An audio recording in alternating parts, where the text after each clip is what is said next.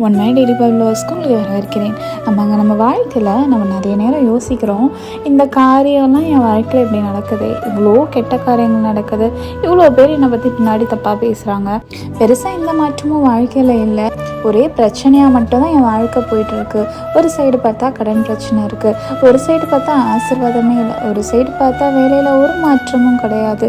இனி என் வாழ்க்கையில் யாராவது ஒரு பெரிய மேஜிக்கோ ஏதாவது பண்ணாதான் என் வாழ்க்கை மாறும் அப்படின்னு நம்ம நினைக்கிறோம். நிறைய பேர் சாட்சியோட நம்ம கேட்டிருப்போம். நிறைய பேர் சொல்லுவாங்க, என் வாழ்க்கை இப்படி போயிட்டு இருந்துச்சு, ஆண்டவர் எனக்கு இந்த மிராக்கல் பண்ணார், உடனே என் வாழ்க்கை இப்படி மாறிடுச்சு அப்படின்னு சொல்லும்போது நம்ம யோசிப்போம், என் வாழ்க்கையும் ஆண்டவர் ஏதாவது ஒரு மேஜிக் பண்ணால் நல்லா இருக்கும்ல, என் வாழ்க்கை புதுசாக ஒரு வாழ்க்கை ஆரம்பிக்கிற மாதிரி, எல்லாத்தையும் அழிச்சிட்டு புதுசாக ஆரம்பிக்கிற மாதிரி இருந்தால் நல்லாயிருக்கும் அப்படின்னு நம்ம யோசிப்போம். இன்னைக்கு ஆண்டவர் நம்மளை பற்றி தான் சொல்கிறாரு.